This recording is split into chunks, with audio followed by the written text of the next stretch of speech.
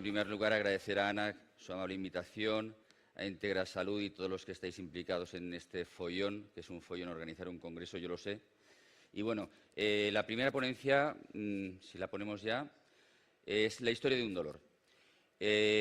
¿Cuál es el objetivo? Pues que a todos nos sirva para entender cómo nació la fibromialgia y a dónde hemos llegado actualmente a entender qué es la fibromialgia y a entender también que la fibromialgia se puede curar. Bueno, desde sus inicios la fibromialgia ha sido motivo de controversia. ¿Qué es? ¿Existe? ¿No existe? ¿Es psicológico? ¿Es físico? ¿Tiene solución? Y para entender la evolución del concepto de fibromialgia, voy a contar una especie de historieta, ¿no?, de la historia, de dónde viene la fibromialgia, y lo voy a dividir en unas 5 etapas. Esas 5 etapas no es que acabara una y empezara otra, sino que el progreso en el conocimiento se ha ido dando poco a poco, ¿no? La fibromialgia viene con el concepto de fibrositis. Es un concepto que acuñó Gowers a principios del siglo pasado. Se consideraba que era una especie de reumatismo muscular, que era una enfermedad, una lesión miálgica. Ahí vemos en PubMed un poco la evolución en cuanto a las publicaciones, pero era una forma de reumatismo muscular, era un dolor muscular. Pero tiene algunas cosas curiosas, ¿no? Por ejemplo, este artículo, también de principios del siglo pasado, donde afirmaba que habían 2 causas de la fibrositis, ¿no? O un problema muscular, ¿no?, una distensión súbita, un desgaste que generaba nódulos, o la preocupación, un descontento emocional que hacía que todo el sensorio, nuestro sistema sensorial estuviera hipersensibilizado, cosas interesantes que después veremos cómo se han ido explicando, ¿no? Y que esas alteraciones crónicas producían trastornos endocrinos o trastornos autonómicos. Esa primera etapa, bueno, a ver, estoy dándolo al revés el botón, no os preocupéis. Y ahora se ha vuelto otra vez a enganchar el botón. O sea, Ana no es la única que le pasa esto, me pasa a mí también. Bueno, esta historieta que quiero contar tiene un objetivo. O sea, a mí yo no quiero daros cómo se dice una chapa o una clase, no tengo ningún interés. Os voy a confesar una cosa, estoy aburrido de dar clase. Me quiero jubilar de la universidad este año ya, en septiembre, si puede ser. O sea, ese no es mi interés, daros una clase más, sino mi interés es que esto sirva para saber que hay soluciones al dolor, que realmente hoy tenemos soluciones al dolor. Vale, la segunda etapa es cuando ya nace el concepto de la fibromialgia, entre los años 80 y 90, y entonces empieza a considerarse que lo que caracteriza la fibromialgia es que existen unos puntos sensibles, dolorosos a la palpación y que el sueño no es reparador. Cuando ya se construye definitivamente la fibromialgia es el año 90, en un simposio que organiza el Colegio Americano de Reumatología, que dirigió Frederick Wolf, donde aparecen los famosos 11 de los 18 puntos. Pero hay que entender un poco la historia. ¿Cómo pasó de fibrositis a fibromialgia? Pues tuvo mucho que ver una empresa farmacéutica que tenía un fármaco, que era un relajante muscular, que lo quería colocar y era la ciclobenzaprina. Y fue la que organizó, pagó el simposio y de ahí salieron los famosos 11 de los 18 puntos de la fibromialgia y los primeros criterios diagnósticos, diríamos, un poco en plan serios. Seguimos con la siguiente. Claro, ¿qué se empieza a afirmar? Que la fibromialgia es una enfermedad misteriosa, incurable, se puede diagnosticar pero no sabemos lo que es. Y al paciente, como decía Ana, se le dice que tiene que aceptar vivir con el dolor, que es para toda vida, es lo que hay, ¿no? Y todavía, desgraciadamente, se sigue diciendo lo mismo. Además, empiezan a contarse cosas con los primeros estudios de neuroimagen, por ejemplo, este de Cuchinad, que empieza a ver que hay una atrofia de la sustancia gris en el cerebro. Y se empieza a plantear, yo me acuerdo del 2004, yo estaba entonces en Alemania en un congreso de fibromialgia, se empieza a decir que la fibromialgia es un proceso de envejecimiento cerebral, que el cerebro se va degenerando en los pacientes con fibromialgia. Pero ya empiezan a haber cambios. En el 2003, Frederick Wolf, el que creó el término de fibromialgia, ya empieza a decir que eso de 11, 18 puntos que se dejen de utilizar los criterios diagnósticos, que no es útil para el diagnóstico de la fibromialgia, que deben haber cambios. Y entramos, diríamos, en la segunda etapa, y es en la de los síndromes de sensibilización central. Y esto tiene que ver mucho con Yunus, que empieza a decir que hay una serie de condiciones clínicas, la fibromialgia sería el prototipo, pero también la fatiga crónica, el intestino irritable, la cefalea tensional, la migraña crónica, todo lo que queráis, pero que al final todo eso no es más que la expresión de un sistema nervioso sensibilizado. No es una enfermedad, sino una expresión diferencial de lo mismo. De ahí que haya tanta comorbilidad entre fibromialgia, fatiga crónica, intestino irritable. Entonces, eso fue un cambio importante. Y ahí entramos en diríamos, en la cuarta etapa, cuando Clifford Wolf, a finales de los años 80, principios de los 90, demuestra el fenómeno de sensibilización central. Y es que las neuronas del sistema nervioso central sufren cambios y empiezan a disparar sin que haya ningún estímulo doloroso periférico. Y afirmaciones que hace Clifford Wolf, y es que el dolor puede ser el equivalente a una ilusión perceptiva, una percepción real que el paciente siente, pero cuando no hay una lesión en el cuerpo o una enfermedad. Eso es lo que afirma. Y que todo tiene que ver con cambios en el procesamiento central del dolor. Y claro, viene el auge de la neuroimagen, y es que empezamos a ver que el dolor es un producto del cerebro, no es un problema del cuerpo, sino de un cerebro que interpreta lo que sucede en el cuerpo. De hecho, primer estudio que se hace de neuroimagen en fibromialgia lo hace Graysley, una estadounidense, en el año 2002, que demuestra que los pacientes, que los pacientes con fibromialgia tienen... ¿Hay puntero aquí? No funciona el puntero, ¿no? No, la de atrás. La de atrás. Que los pacientes con fibromialgia tienen dolor con una menor intensidad del estímulo, pero no solamente eso, que con estímulos para sujetos normales, estímulos no dolorosos, ellos lo perciben como dolor, sino que hay una activación cerebral que es anormal. Empiezan a activarse, como se ve, área somatosensorial primaria, secundaria, la ínsula. Es decir, que el dolor ya no era producto de un cerebro neurótico, miedica y quejica, sino que realmente había cambios cerebrales en el cerebro que justificaban el dolor. Bueno, y llegamos a la quinta etapa. Y es cuando la Asociación Internacional para el Estudio del Dolor empieza a plantearse que tenemos un nombre, siguiente diapo, tenemos un nombre para el dolor cuando hay daño, que eso se llama dolor nociceptivo, dolor asociado a daño físico. Siguiente. Tenemos otro nombre para el dolor cuando hay una lesión en el sistema nervioso, central o periférico, se llama dolor neuropático, pero no tenemos un nombre para ese dolor que padecen muchos pacientes donde no se puede explicar un daño en el cuerpo. Y es ahí cuando se propone, y eso estamos hablando del 2016, es decir, que hace 4 días, ¿no? Se propone el término dolor nociplástico, que es dolor por cambios plásticos en el funcionamiento del sistema nervioso central. Entonces, y esta es su definición: dolor a pesar de que no hay evidencia de daño, de enfermedad o lesión, hipersensibilidad en tejidos normales debido a cambios en el sistema nervioso central. Este ha sido el último gran cambio y el que nos hace entender la fibromialgia como ahora la entendemos. Por tanto, ya no hay 2 dolores solo, tenemos 3.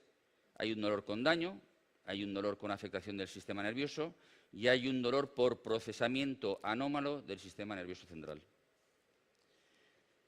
El ejemplo más típico de dolor nociplástico en todas las guías clínicas es la fibromialgia, evidentemente.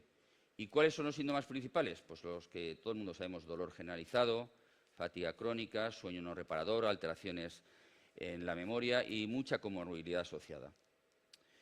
¿Y cuáles pueden ser los desencadenantes? Bueno, yo esta diapositiva la he puesto porque me la ha pedido Ana. Me dijo, ponla esa diapositiva que me gustaba. Bueno, os la pongo. Desencadenantes físicos, claro. Un dolor persistente, maltratado, desaparece la enfermedad, pero el dolor se perpetúa. Eso es un hecho de todos los días. Dolor agudo mal atendido genera dolor crónico persistente. Pero también alteraciones psicológicas.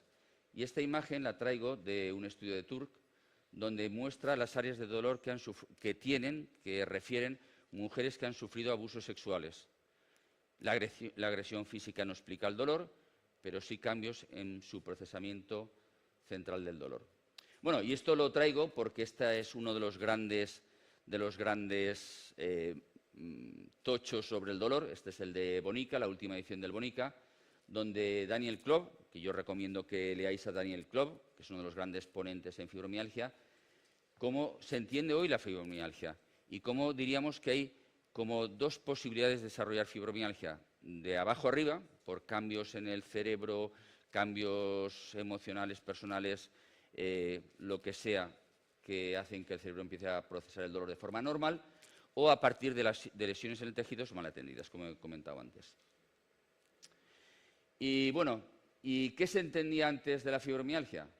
Pues que era una enfermedad, era un síndrome, era una enfermedad concreta, caracterizada por áreas focales de sensibilidad a la palpación, fisiopatología no muy bien entendida, algo de psicológico, algo de físico, pero no estaba muy clara la cosa.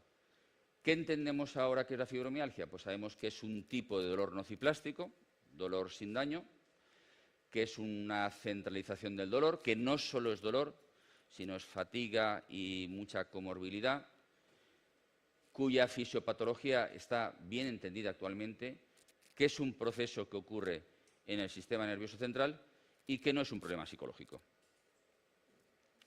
Bueno, por tanto, ¿qué es y qué no es el dolor nociplástico? No es imaginario, no es psicológico, pero ciertamente es sensible a lo que tú piensas, a cómo lo sientes y lo afrontas emocionalmente y a lo que haces con tu vida. ¿Pero cuál es el problema todavía con la fibromialgia? Pues, desgraciadamente, en el mundo del dolor, y yo estoy en muchas sociedades del dolor, el gran problema del dolor es la ignorancia. ¿Por qué se sigue afirmando?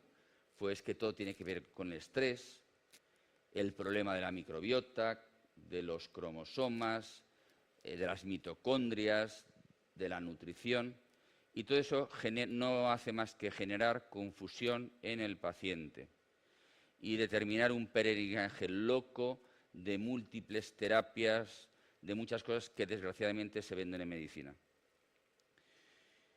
Por tanto, claro, ¿cuál es la cuestión? ¿Cuál es la cuestión? ¿Todo esto para qué sirve? ¿Para qué estamos aquí? ¿Para qué estamos dedicando estas horas en esta cumbre? Para saber si esto se puede curar, para saber si hay alguna solución, o si tengo que vivir toda la vida con el dolor.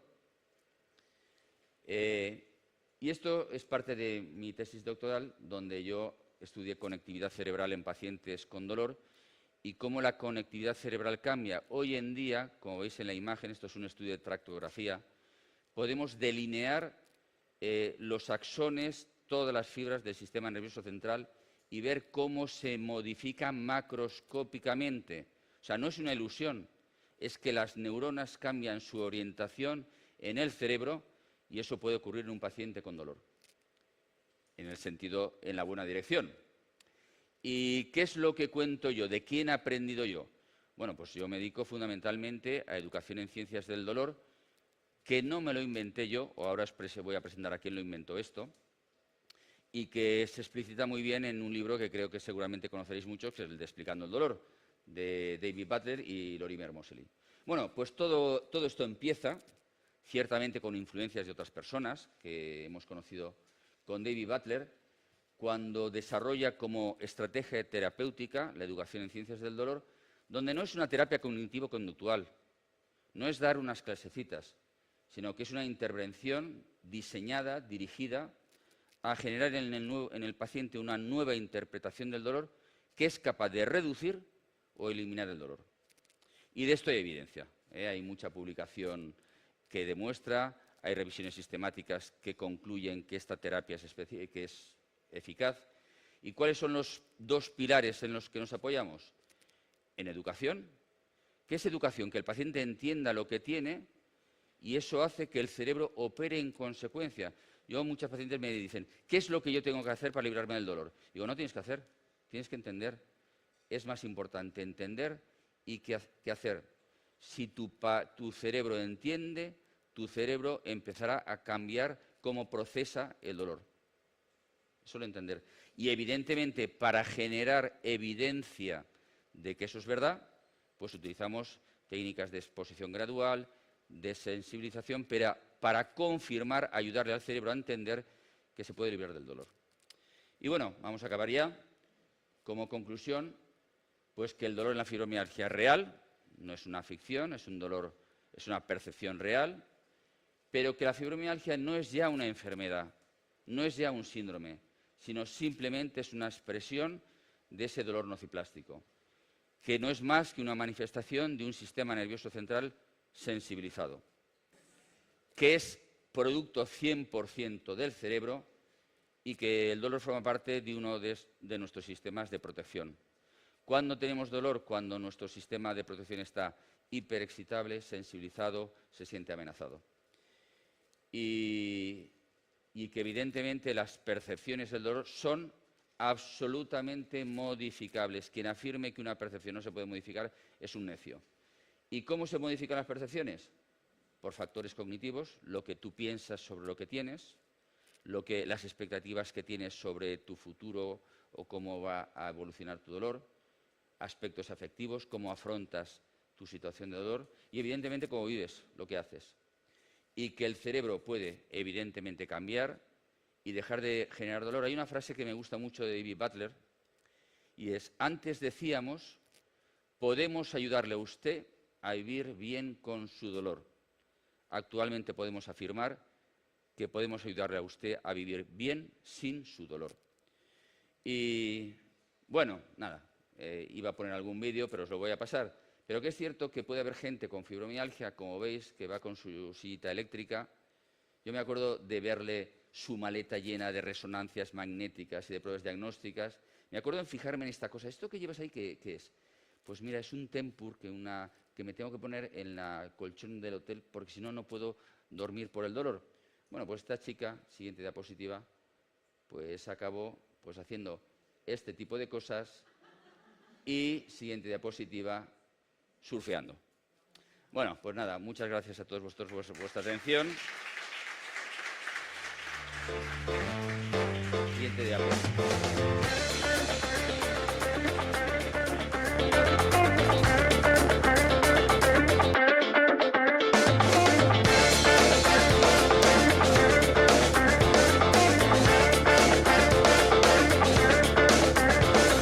Bueno, así. Interesante, ¿verdad? ¿Sí o sí? Ay, no Vamos a veo dejarle mucha energía hacer aquí, la no veo foto. mucha energía Vamos a aquí. dejarle hacer la foto. A ver, interesante, ¿sí o sí? Sí. Ahora sí. Wow, qué descubrimientos. Yo que soy neófito en eso, me he quedado alucinado de cómo cambian las cosas, ¿no? Cómo cambia la percepción de algo y ese cambio de percepción hace que sea posible un resultado diferente. Cuéntanos un poco qué has visto en esta ponencia. Bueno, yo resaltaría en esta ponencia, aparte de todo, cómo va cambiando, ¿no? Y ahora mismo estamos en el presente y en el futuro, ¿qué diremos? Pues no sabemos, pero esto va evolucionando. No es que no sepamos, es que sabemos lo que vamos sabiendo, ¿sí? Pero yo creo que aún estamos un poquito en pañales, que sabremos más cositas en un futuro y que espero que vaya más hacia él, si se puede, obviamente.